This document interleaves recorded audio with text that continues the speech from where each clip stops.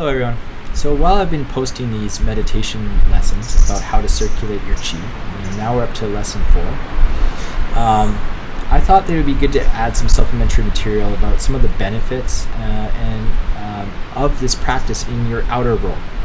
And one of the key benefits is finding certainty, a sense of certainty in a time of uncertainty. Right? And these are some of the most uncertain times we've ever faced as a collective, and certainly some of the most personally some of the most uncertain times I've ever faced. Just to give you a sense of my own situation, I live and work in Beijing. However, in January, just when the sort of pandemic just kind of started to happen, I left China, not because of that. I already planned to come to Japan to study Japanese and see Japan, and also teach a couple of classes at a yoga studio and enjoy myself. And then the plan was in March go back to China, except China closed, and so now I'm in Japan and I can't return and I can't go back to work. And that's where I work, teaching meditation. It's also where my girlfriend is. And so now I'm faced in this unique situation where I can't go anywhere. And, if this goes on for a long time, it's going to create a lot of uncertainty and a lot of stress, because what's going to happen? I'm in a place that's foreign land. I don't really speak the language. What am I going to do here? I can't work here. So it's a very uncertain time. And if I wasn't actually meditating, I probably would be in a hotel somewhere, curled up in the fetal position, dealing with major anxiety attacks, because that's how my life kind of was before I started to meditate. It's an incredibly valuable tool for dealing with anxiety. And so right now I'm creating something totally new that I haven't created before, and I'm learning new things, and I've found a really beautiful place to live, and I'm trying to make the most of this very uncertain and difficult time and be as creative as I can, and use the resources that are available to me to create. And the reason for that is just that I'm certainly on a very narrow, I don't have a lot of wiggle room, and I don't have a lot of resources available to me, and the resources are dwindling, right? And that's super scary, and things are really uncertain. However, because of the meditation, I'm able to find sort of sense of inner calm, inner strength, and then see what I have available to me, and then focus on creating what I'm able to create given the circumstances. And so, I kind of want to share to you, why do I think that meditation works like that? And so if you've been following along with the lessons, if you haven't, please do, especially if you're dealing with uncertainty, because this is super powerful practice.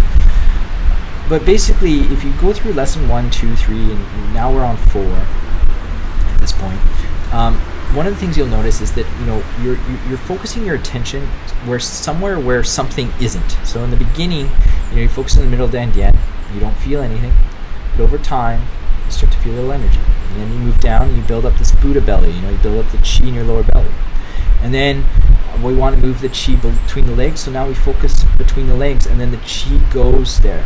Why? Because attention goes right where attention goes, energy flows and results show. So you sort of put your attention somewhere, and then the energy goes there, and that's happening internally.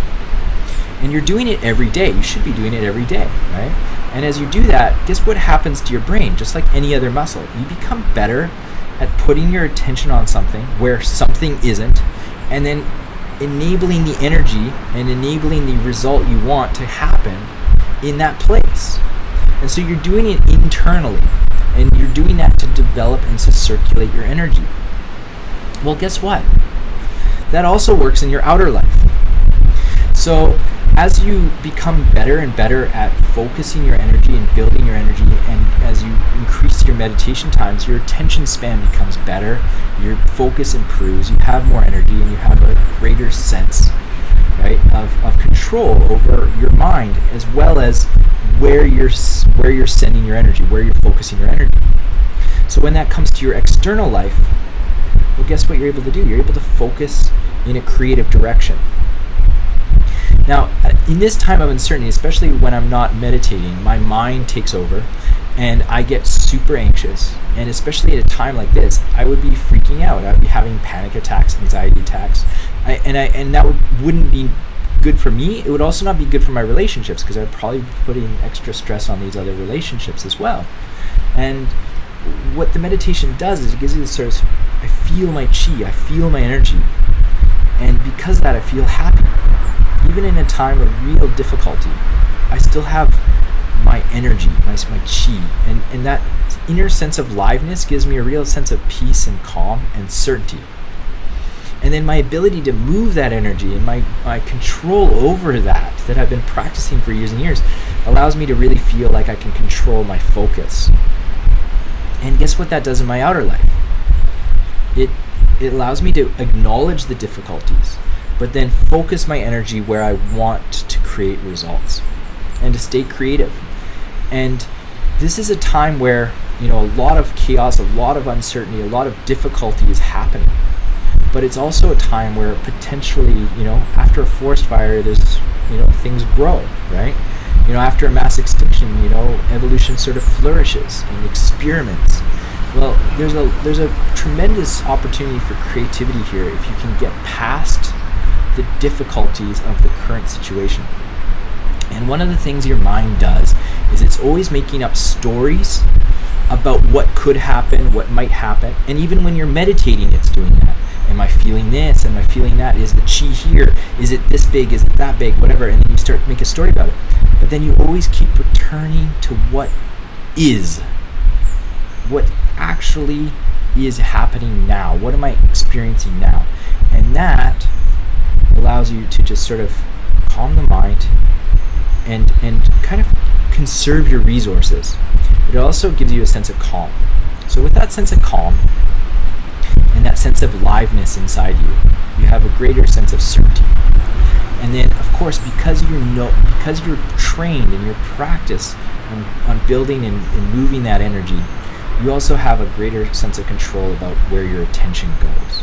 So if you're driving a car and you look at the wall, right, and you're afraid of crashing into the wall and you're looking at the wall, guess what? You might drive right into the wall. You might create your fear. If you're afraid of running out of resources, you're afraid of what might be happening, and you're constantly thinking about that, guess where you are pushing yourself? Where is the energy going? Where is the attention going?